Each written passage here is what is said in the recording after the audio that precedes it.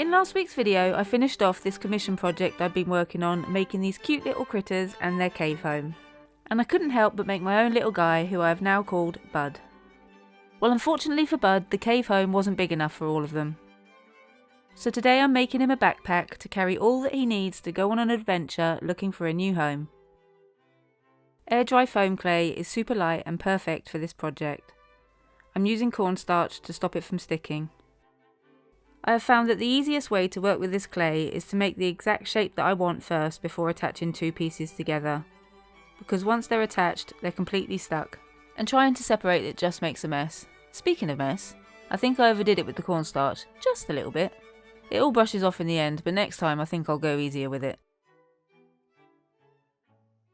When the clay's become too dry or covered in cornstarch, I use water to make it sticky again.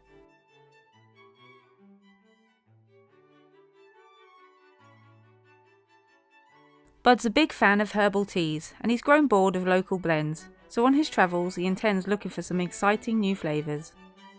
Just like his parents, Bud's also really into plants and nature, so he can't wait to get out there and see what the world has to offer. I want to say a big thank you to all the people that commented on my previous videos. It's been really beautiful to read all your lovely comments and stories about these little critters and their home. It's really blown me away and I am truly grateful. Bud's also a keen rock climber and caver, so he's going to need some rope. In all the years I've been into exploring caves, it wasn't until last year a friend told me that a caver is known as a splunker. I had no idea. I love that word though. What a splunker. Bud's also going to need a camping cup to brew his teas in. For those of you that entered the giveaway this week, I'll be randomly choosing a winner tonight and announcing who the winner is in a post tomorrow. Thanks again to everyone that entered. There's been some really great names and little stories and I've loved every minute of it. Wooden spoon to get the perfect measurements of herbs for each brew. Every traveller needs a good axe for firewood.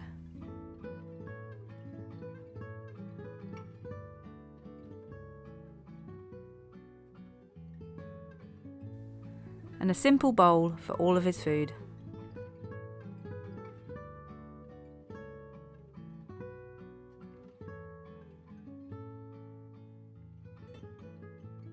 This black clay really absorbs the colour and needs quite a few coats of paint.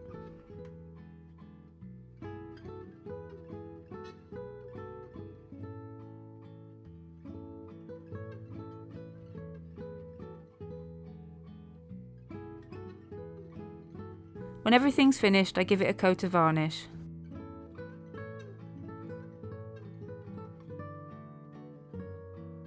Now let's put it all together.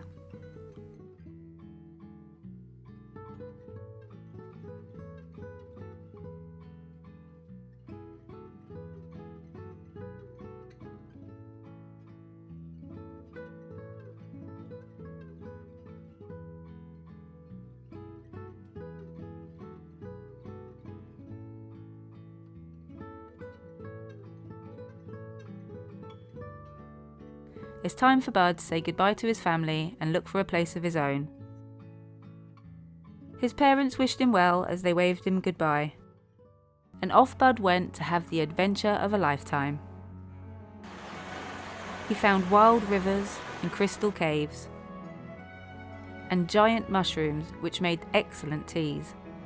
He encountered the skull of a ginormous creature he never knew existed, and drank delicious sweet tea in a beautiful Moroccan cafe.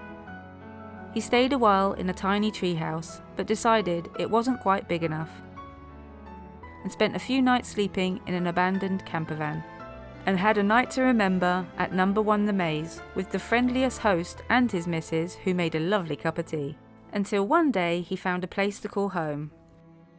It was small, but the rent was cheap, and it had all the creature comforts that little Bud would need. Thank you all for watching. I hope you enjoyed today's video of Bud and his adventures. Don't forget to check out tomorrow's post to see who the winner is of last week's giveaway. Thanks again. Bye.